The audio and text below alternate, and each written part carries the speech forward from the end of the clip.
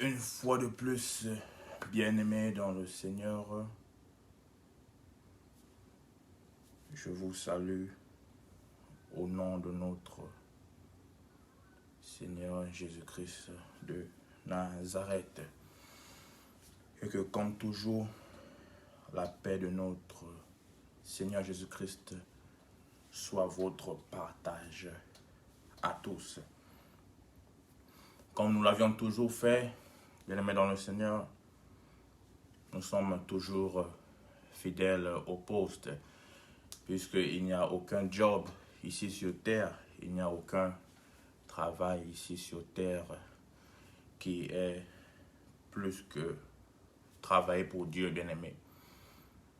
Comme je l'ai toujours dit, que la valeur de la voiture est sur le chemin. Et la valeur d'un serviteur de Dieu, d'un enfant de Dieu, est dans le champ, dans le travail de l'Éternel. Donc, comme nous l'avions toujours fait auparavant, nous allons toujours commencer par l'adorer. Car la Bible nous dit que les vrais adorateurs sont ceux qui l'adorent en vérité et en esprit. Plus qu'après que tout puisse finir, que le monde finisse, bien-aimé, nous allons passer l'éternité à l'adorer. Donc l'adoration est une chose importante pour Dieu. Dieu aime l'adoration. Donc nous allons l'adorer.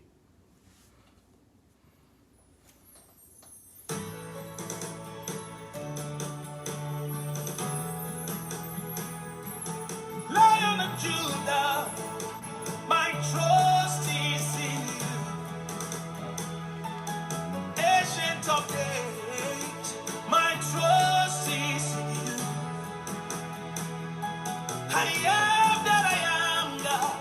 My trust is in you. Lily of the valley, my trust is in you. Hey, I put him on you. Oh, yeah. My trust is in you. I put him on you, Jesus. I put him on you. Hey, my trust is in you. See my baby, I put him on you.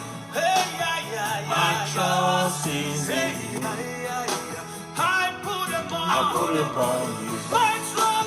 My trust is in you.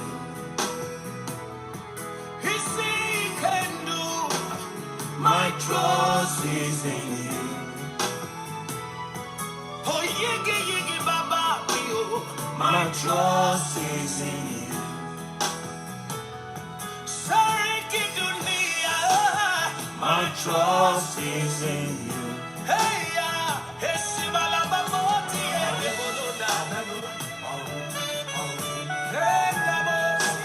My trust is in you, Jesus Christ.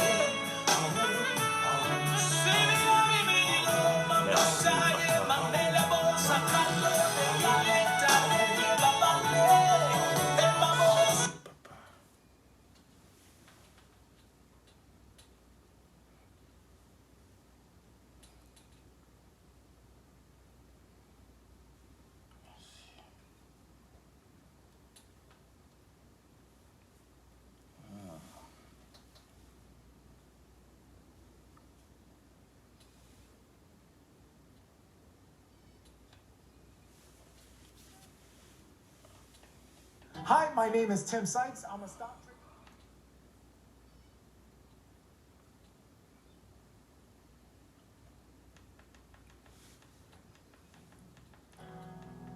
Tu as passé les étoiles au commencement de l'univers.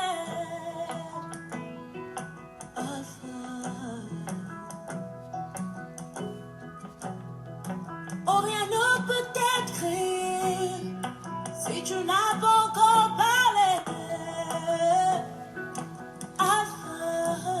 L'alpha, l'oméga. Avant qu'Abraham ne fût tué. Le commencement de toutes choses, bien-aimés dans le Seigneur. mon Seigneur, tu sais comment commencer à faire naître en moi tes louanges.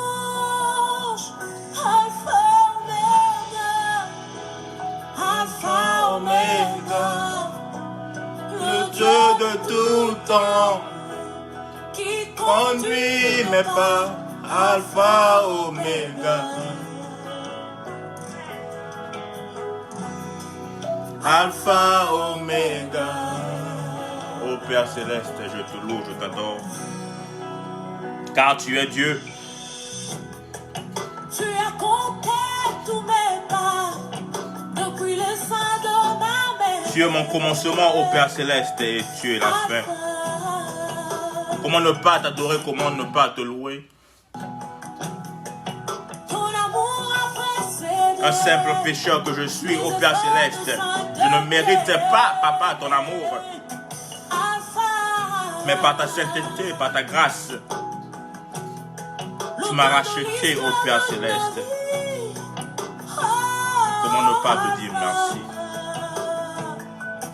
Mon sauveur, tu sais comment commencer une histoire jamais imaginée. Alpha, Omega, Alpha, Omega, le Dieu de tout temps, qui conduit mes pas, Alpha, Omega. Alpha, Omega. Alpha, Omega.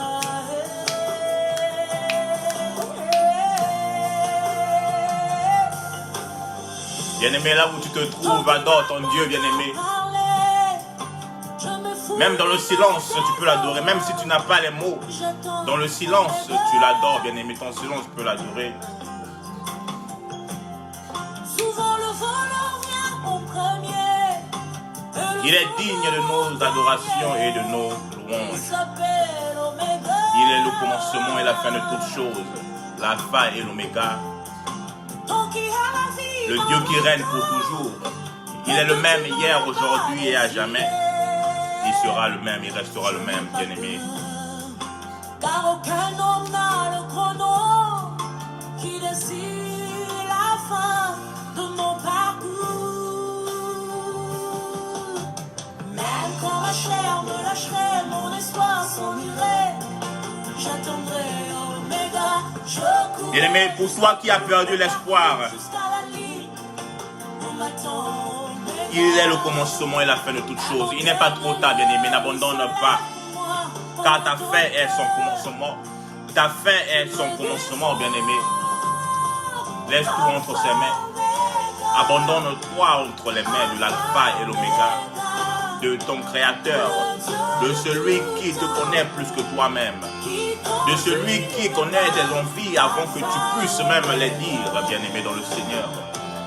Abandonne tout entre les mains de l'alpha et l'oméga. Alpha, Omega. Ce n'est pas un homme pour te trahir.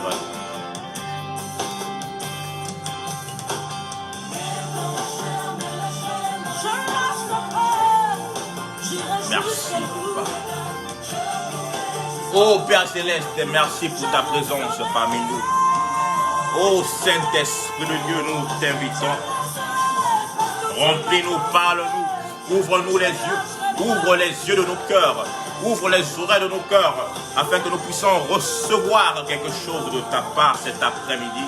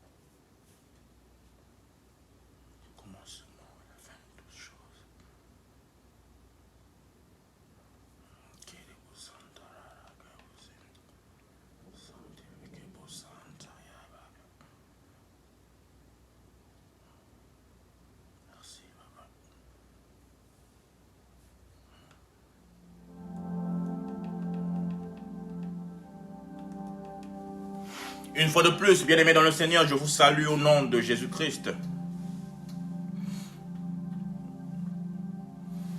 Bien-aimés, le thème de cet après-midi est le temps de Dieu est meilleur. Le temps de Dieu est meilleur. Nous allons prendre notre Bible dans le livre de Ecclésiaste. Nous allons commencer Ecclésiaste 3. Nous allons commencer au verset 1. Bien-aimés dans le Seigneur, il y a un temps pour tout. Un temps pour toutes choses sous les cieux. Un temps pour naître et un temps pour mourir. Un temps pour planter et un temps pour arracher ce qui a été planté. Un temps pour tuer et un temps pour guérir. Un temps pour abattre et un temps pour bâtir.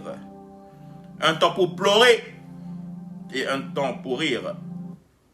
Un temps pour se lamenter et un temps pour danser. Un temps pour lancer des pierres et un temps pour ramasser des pierres. Un temps pour embrasser et un temps pour s'éloigner des embrassements. Un temps pour chercher et un temps pour perdre. Un temps pour garder et un temps pour jeter. Un temps pour déchirer et un temps pour coudre. Un temps pour se taire et un temps pour parler. Un temps pour aimer et un temps pour haïr. Un temps pour la guerre et un temps pour la paix. Bien-aimés dans le Seigneur, il y a chaque chose à son temps. Donc, nous venons de lire Ecclésiaste, bien-aimés. Donc, Ecclésiaste nous dit simplement qu'il a un temps pour toutes choses ici-bas. Amen. Bien-aimés, si nous remarquons une chose, tout ce que Dieu a créé est duel. Il a une dualité dans tout ce qui existe. Nous avions le ciel, les cieux et la terre. Nous avions l'homme et la femme.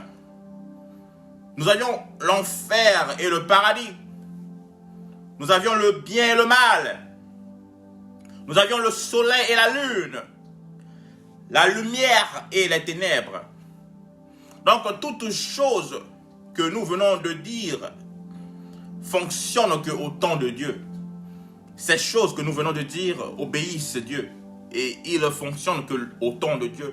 Le soleil ne peut pas sortir d'elle-même si Dieu ne le demande pas de sortir. La lune ne sort pas si Dieu ne le demande pas de le faire. Les étoiles ne sortent pas si Dieu ne les demande pas de les faire.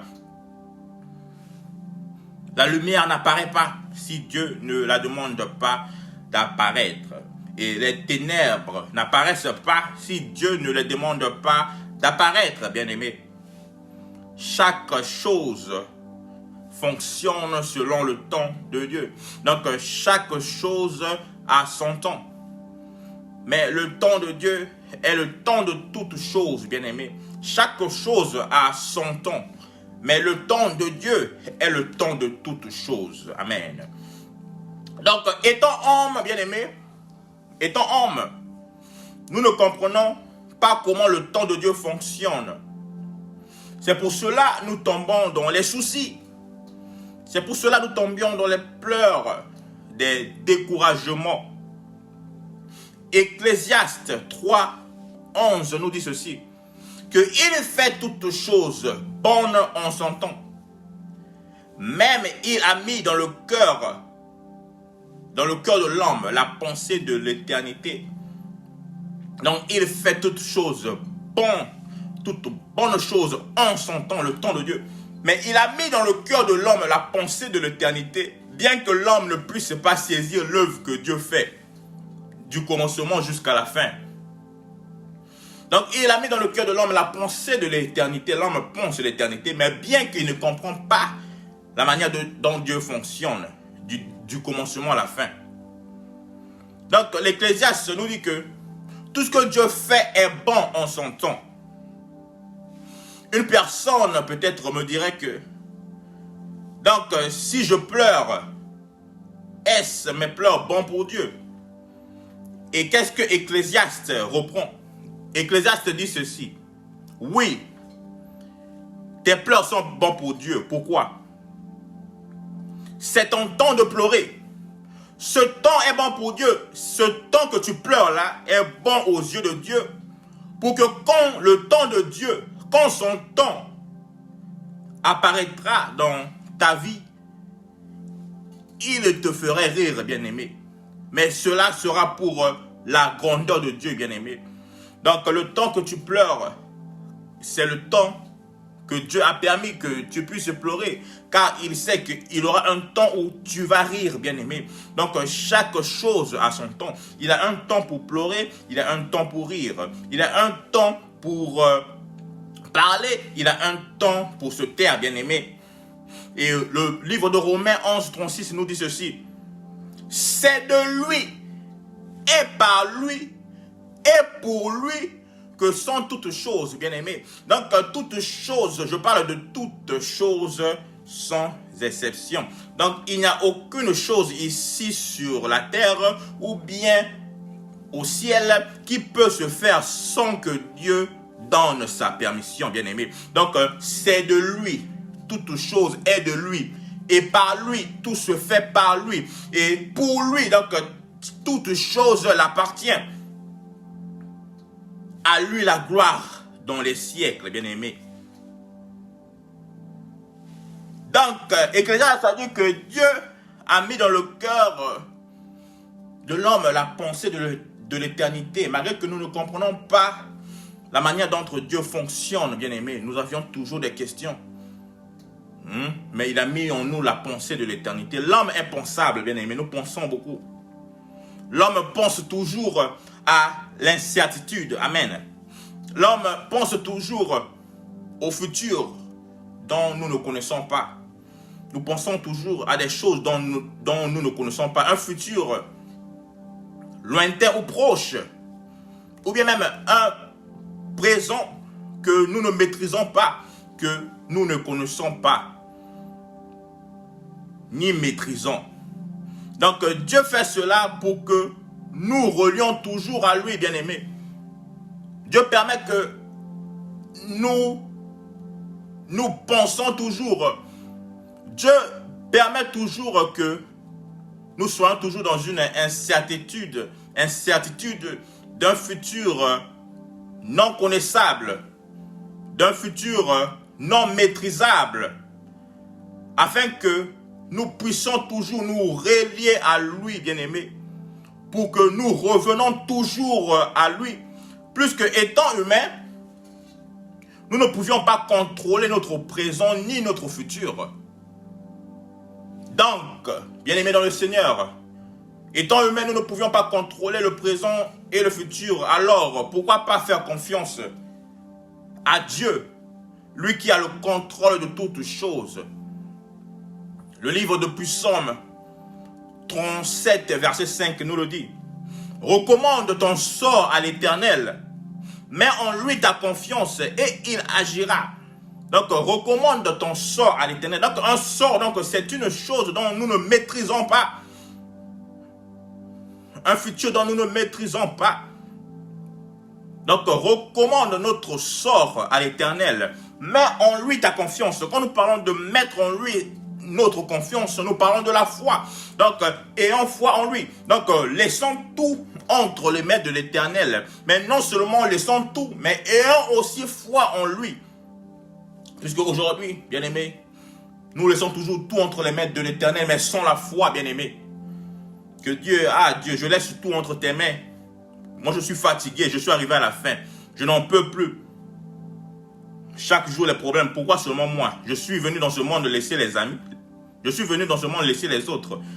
Seigneur, je laisse tout entre les mains de l'Éternel. Bien-aimés, nous laissons tout entre les mains de l'Éternel sans avoir confiance en ce Dieu que nous laissons tout, bien-aimés. Mais comment veux-tu que l'Éternel puisse agir dans ton problème, puisse agir dans ta vie, si tu fais que recommander ton sort à l'Éternel, mais tu ne mets pas la confiance, bien-aimé. La recommandation marche avec la confiance. La recommandation marche avec la confiance pour que Dieu puisse agir dans ta vie. Amen. Bien-aimé dans le Seigneur, Dieu agit. Dieu agit, mais en son temps. Dieu agit, mais en son temps. Histoire vraie, j'ai un oncle qui est aussi serviteur de Dieu. L'oncle Franck m'a toujours dit que mon fils, tu sais, une chose, la meilleure chose pour un croyant, pour un enfant de Dieu, est quand le temps de Dieu s'accomplit dans sa vie. C'est la meilleure chose pour un enfant de Dieu. C'est quand le temps de Dieu s'accomplit dans sa vie. Car le temps de Dieu est toujours meilleur. Et il y a des fois, quand parfois tu es fatigué, quand parfois tu es pensable, tu penses trop, retiens ceci, que le temps de Dieu est la meilleure chose qui peut t'arriver dans toute ta vie. Le temps de Dieu est la meilleure chose qui peut t'arriver dans toute ta vie. Au temps favorable, bien-aimé.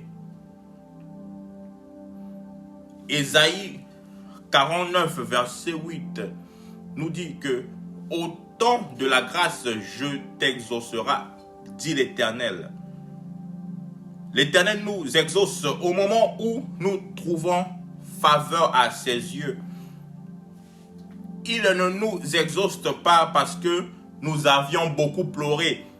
Bien-aimé, l'Éternel ne t'exaucera pas seulement parce que tu as beaucoup pleuré. Si c'était le cas, beaucoup devaient remplir des tonneaux de pleurs. Pourquoi pas pleurer? Laisse-moi, je vais pleurer. Je vais remplir un lac de pleurs, bien-aimé, afin que l'Éternel m'exauce. Si c'était le cas, il ne nous exauce pas parce que nous sommes des ayants droit. Bien-aimé dans le Seigneur, personne n'est ayant droit à Dieu. Personne, je le dis bien, personne n'est ayant droit. Nous sommes tous égal à ses yeux. Nous sommes tous ses enfants.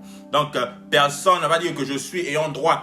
Donc, je ne prie pas beaucoup parce que je suis ayant droit. Dieu a toujours l'œil sur moi. Que je ne peux pas jeûner parce que je suis ayant droit. Que je ne peux pas opérer dans le champ parce que je suis ayant droit.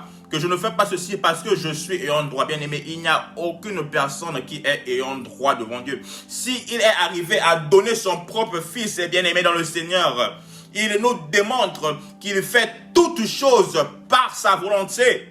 Personne n'est ayant droit. Nous sommes tous égaux aux yeux de l'Éternel. Lisons le livre de Actes 1 du verset 6 à 7. Qu'est-ce que Actes 1 verset 6 à 7 nous dit? Acte 1, verset 6 à 7. Alors les apôtres réunis lui demandèrent: Seigneur, est-ce en ce temps que tu rétabliras le royaume d'Israël? Jésus leur répondit: ce n'est pas à vous de connaître les temps ou les moments que le Père a fixés de sa propre autorité, bien-aimés. Jésus leur dit, les apôtres demandent à Dieu, est-ce que c'est à ce moment que tu rétabliras Israël, le royaume d'Israël? Il leur dit que ce n'est pas à vous de connaître le temps que Dieu a fixé par sa volonté. Ce n'est pas à vous, bien-aimés. Le temps est un mystère de Dieu. Un mystère que seul Dieu maîtrise. Comme une sémence plantée, personne ne connaît le jour où la fleur sortira de la terre. Un mystère que personne ne peut comprendre. Bien-aimés, nous l'avions vu dans la Bible que Sarah a cherché à aider Dieu en donnant sa servante à Abraham, bien-aimé. Mais elle avait oublié une chose. Elle n'avait pas compris la manière dont Dieu opère. Elle n'avait pas compris le temps de Dieu. Et que c'est pour cela, quand il eut la visite de la part de Dieu, et Dieu dit à Abraham que ta femme tombera enceinte et elle aura un fils. Et Sarah s'est moquée de Dieu. Elle n'a pas compris le temps de Dieu. Elle n'a pas compris le temps de Dieu. Et la question que nous pouvions nous poser est, que faire pour être dans le temps de Dieu? Que faire pour que nous soyons dans le temps de Dieu? Quels sont les principes à suivre? Quelles sont des choses à faire, bien-aimés, pour que nous soyons dans le temps de Dieu, ou pour que nous précipitons la main de Dieu, pour que Dieu puisse agir dans notre vie? Bien-aimés, il n'y a que deux choses à faire. Il en a plus, mais je vais parler que de deux. Nous parlons premièrement de la foi en lui et suivre ses principes, bien-aimés. Si nous avions la foi en lui et que nous suivons ses principes, nous pouvons précipiter la main de Dieu, précipiter le temps de Dieu dans notre vie. Nous l'avions vu avec Moïse devant la mer Rouge. A eu foi en Dieu. Et il a suivi les principes que Dieu l'avait donnés jusqu'à ce que la mer Rouge s'ouvrit et que les enfants d'Israël traversa. Nous avions vu que Élie a eu foi en Dieu et a suivi les principes que Dieu l'avait donnés jusqu'à ce que nous avions vu le feu descendu du ciel au temps favorable. Bien aimé, quand Élie faisait toutes ces choses, il a dit que mettez l'eau, mettez le bois, mettez l'eau, ajoutez encore l'eau, ajoutez encore l'eau. Ce n'était pas Élie, mais c'était les principes de Dieu. Il suivait tout simplement les principes de Dieu, mais ayant foi. Ne connaissant pas le temps que Dieu va agir, mais il a mis sa foi en jeu et a suivi les principes de Dieu, bien aimé. Ces deux choses sont très capitales afin que nous puissions précipiter le temps de Dieu, précipiter la main de Dieu. Si tu vois que les choses durent un peu dans ta vie, bien-aimé, essaie un peu de voir, est-ce que j'ai vraiment foi en ce Dieu-là, le Dieu que je demande là. Il a dit de demander, et il va nous donner. Mais je demande, jusqu'à aujourd'hui, je ne reçois pas. Tu dois d'abord vérifier d'abord ta foi, et tu dois aussi voir que si je suis en train de suivre les principes qu'il m'a donnés, les principes que l'esprit me dirige, est-ce que je marche selon l'esprit ou bien je marche selon la chair? Est-ce que je marche selon mes propres désirs ou bien je marche selon le Saint-Esprit qui est en moi? Et nous l'avions vu avec Lazare.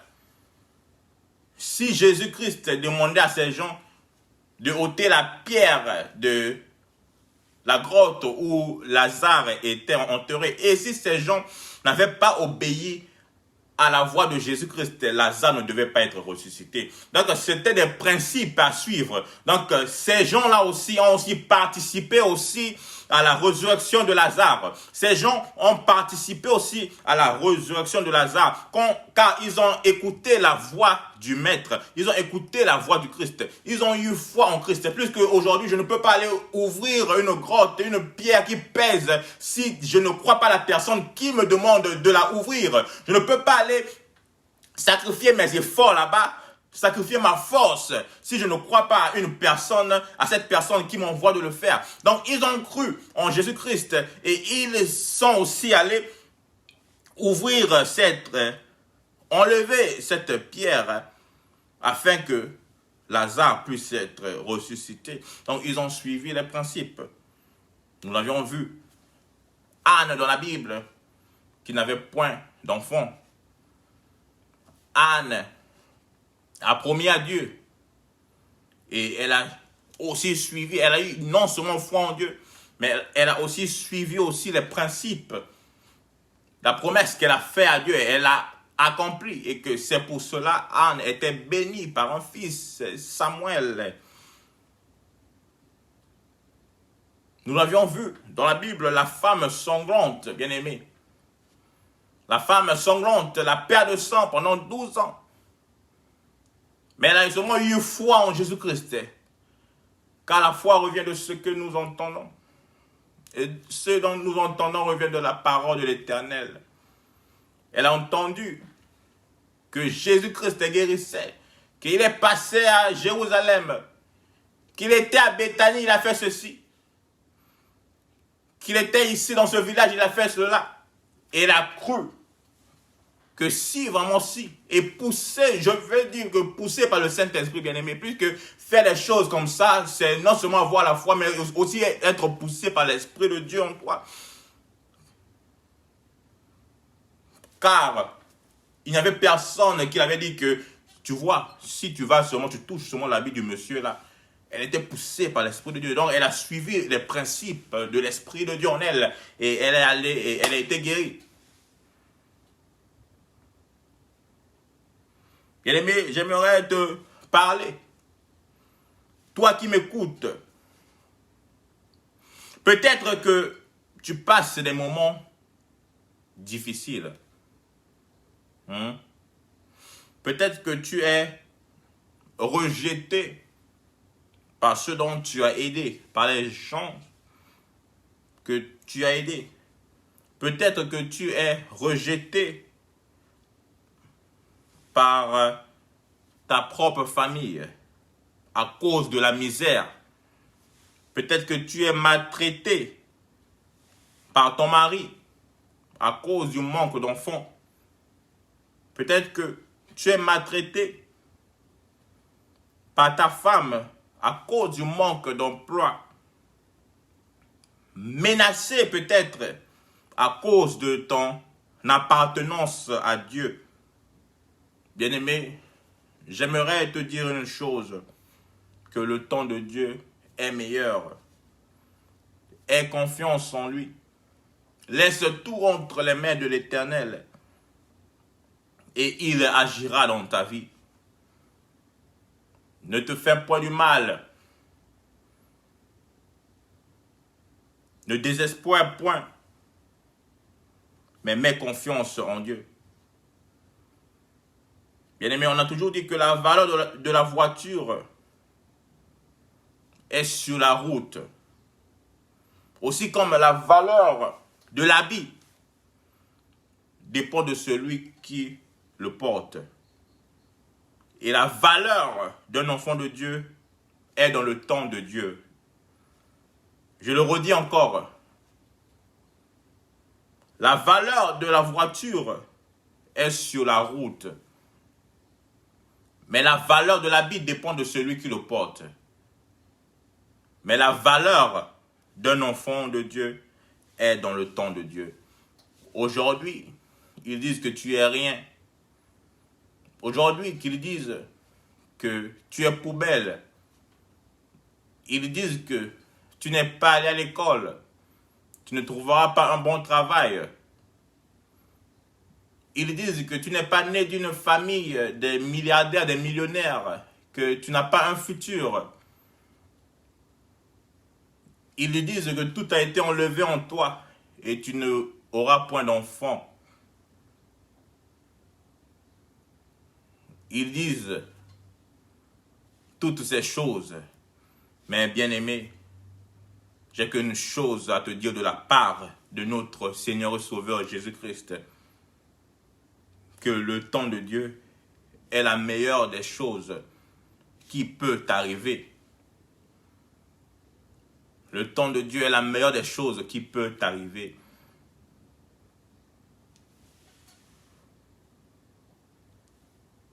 Et si, par exemple, si nous ne décidons pas d'attendre le temps de Dieu, nous serons comme si nous passons de la limousine à la gouttière. Bien aimé, imagine une personne qui est dans la limousine, bien habillée, bien parfumée. Mais un seul pas te rend à la gouttière. Donc un seul pas, quand tu descends de la limousine, tu ne fais pas attention, il avait une gouttière, il avait de la boue. Un seul pas. Ça ne nécessite pas de pas, mais un seul pas te rend dans la boue, bien aimé. Donc, c'est pour simplement dire que, bien aimé, attendons le temps de Dieu, car nous avions tout, Dieu nous a tout donné. Mais en son temps, par la foi que nous avions, en son temps, bien aimé, nous les verrons. Nous verrons sa gloire se manifester dans notre vie. Donc, ne perds pas ce dont tu as. Ne perds pas les privilèges de la maison du Père pour aller manger avec des loups, pour aller manger avec des cochons. Donc, ne perds pas le confort de la limousine que tu es, le confort de la présence de Dieu que tu es, pour aller dans la boue. Et pour terminer là, Ecclésiaste 8:6 nous a dit, car il y a pour toute chose un temps et un jugement. Donc il faut savoir que toute chose a un temps et toute chose a aussi un jugement. Cela dépend de ce que nous faisons en ce temps. Donc utilise ton temps dans la présence de Dieu. Utilise ton temps dans la parole de Dieu. Ne cherche pas à aller dans la boue. Toi, prince. Toi, princesse. Toi, co-héritier du Christ. Toi, privilégié de tout ce qui appartient à Jésus-Christ. Toi qui es dans la limousine. Ne sors pas pour aller dans la boue. Une fois de plus, un bon dimanche à tous les enfants de notre Seigneur Jésus-Christ de Nazareth. Et que Dieu vous bénisse. C'était votre frère, l'évangéliste Rodriguez Lomboso.